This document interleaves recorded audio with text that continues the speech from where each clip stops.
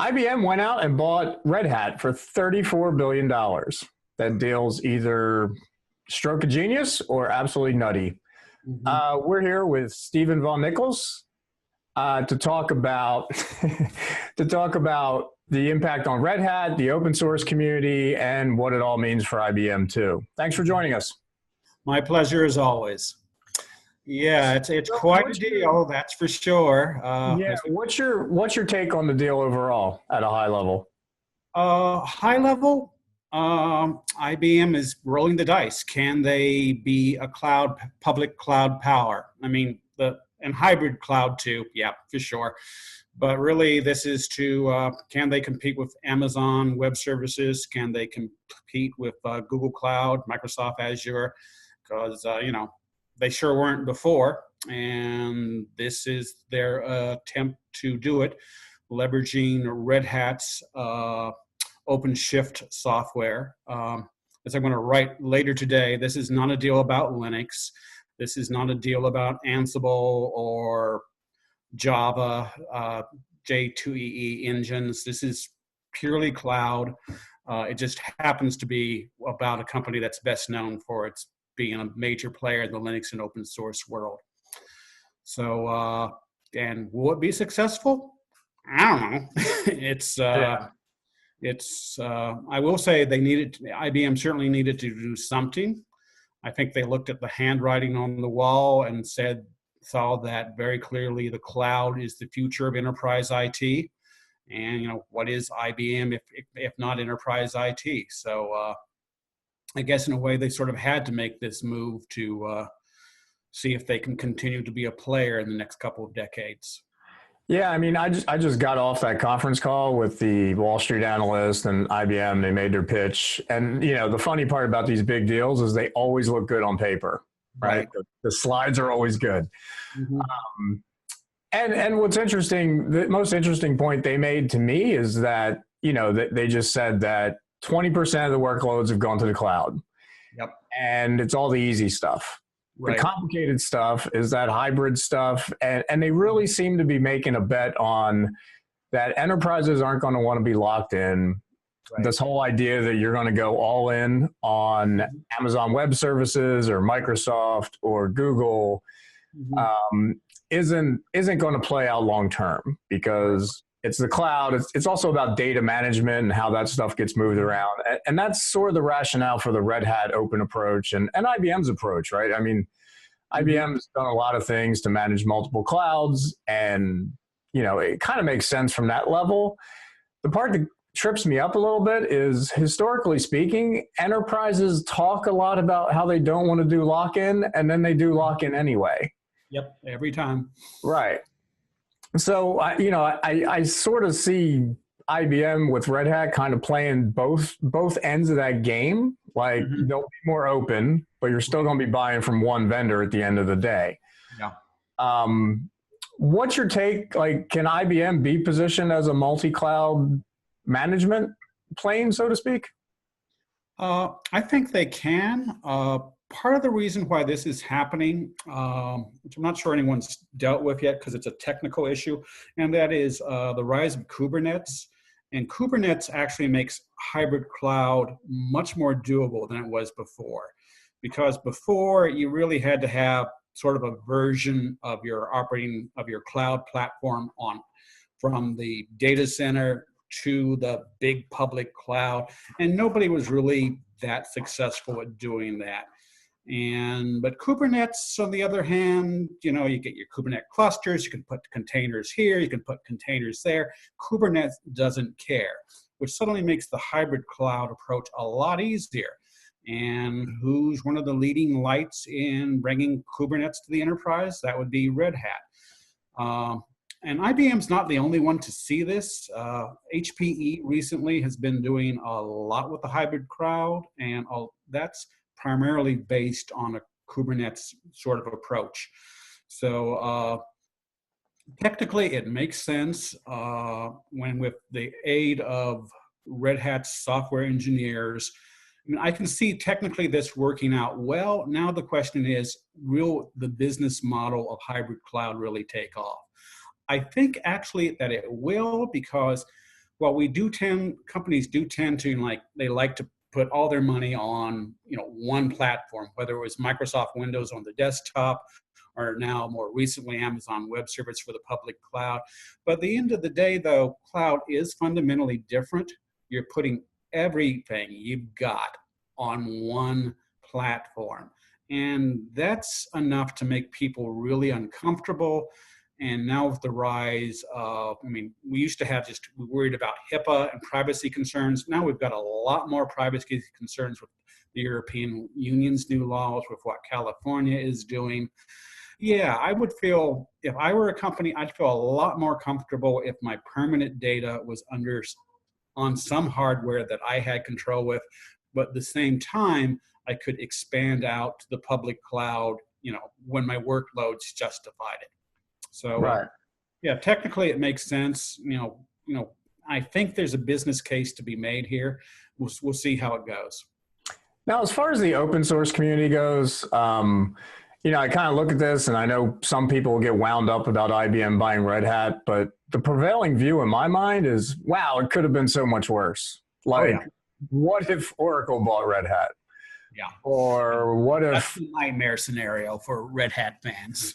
Right. So as I go through, who could have bought Red Hat, I come away feeling pretty good, and I trust IBM that they'll keep it, separate, and they want to retain the culture and all that kind of stuff. Right. But yeah, I sort of feel like, from an open source community perspective, I was just going down the list, and, the only other... Oddly enough, the only other best case I would have for Red Hat is if Microsoft bought them, which, 10 years ago, that would have been heresy, but I'm kind of like, well, maybe that would work.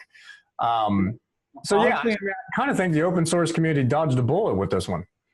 That's sort of how I feel about it as well, but I've been reading a lot of stuff, and there's a lot of, there's a lot of almost panic out there that, IBM is going to come in and, make them all wear three-piece suits and ties, and suddenly they won't be Red Hat anymore, and they're not going to be this special open source company.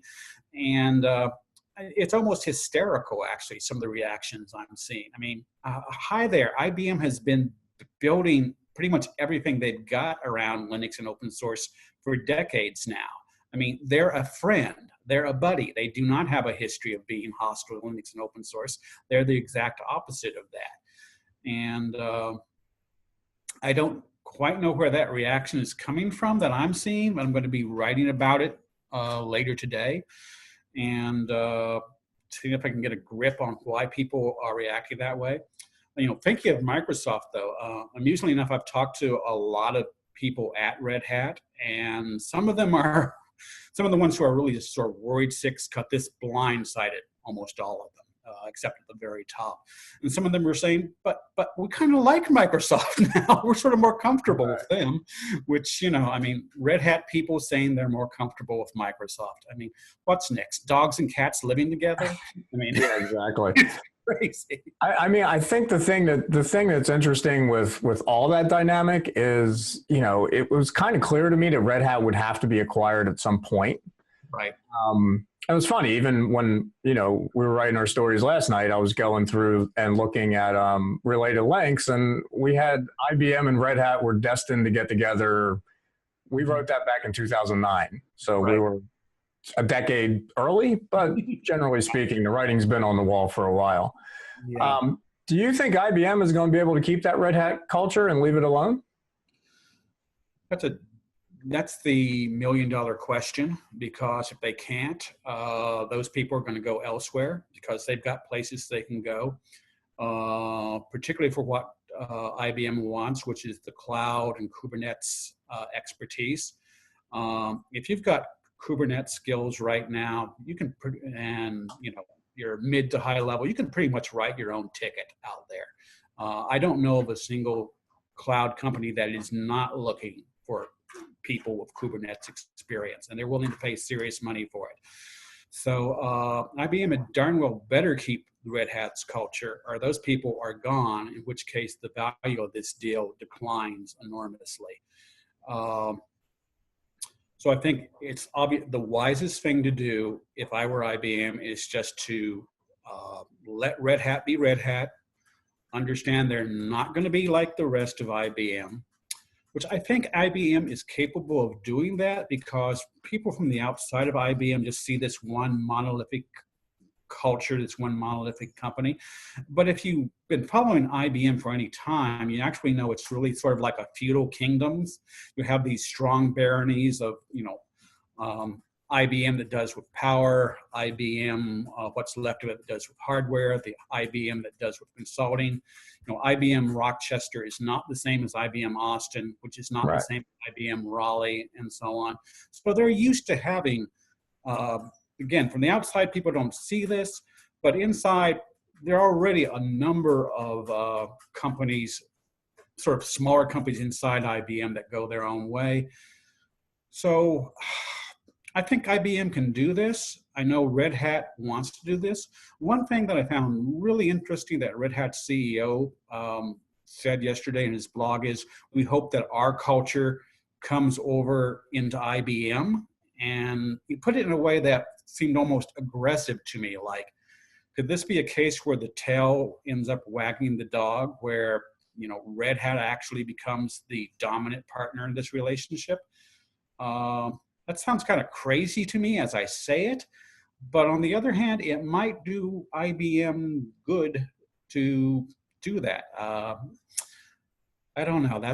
I think Ginny would object, but we'll see. I think that's sort of what IBM's thinking, right? Yeah. Like Red Hat becomes basically the software unit, right? Right. Yeah, I can see that. And from a hybrid cloud perspective, Red Hat probably dominates from that point of view too. And then the cloud connections, obviously IBM owns that sort of stuff. And when you're using Red Hat to sort of, squeak into AI management at some point, right?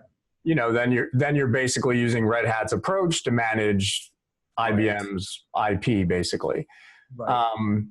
And then you look at something like services, where services doesn't care what they install; they just want to collect the fees. Right. So they'll work Red Hat like nobody's business. So Red Hat gets all this scale, but I can sort of see how the Red Hat culture greatly impacts them. But you're right; it's a totally different. I mean, I talk to some version of IBM almost daily, and they're all just different companies. Like, I might as well be just given that. They might as well just all have different names, right? It's really a collection of technology operations that, so you can't really broad stroke the whole thing because it's just a unique culture. Right. I see a lot of people doing that, but I think that's a mistake. I think that's just, people who are saying, like, actually that whole myth that everyone's going to be, three-piece suits and so on. And those people writing that have no idea what IBM is really like. Yeah, and the IBMers don't wear three-piece suits anymore. Exactly. It's 2018, guys. Not 19. That was way back, like COBOL mainframe sort of days. All right. Well, thanks for joining us, and look forward to seeing your stuff.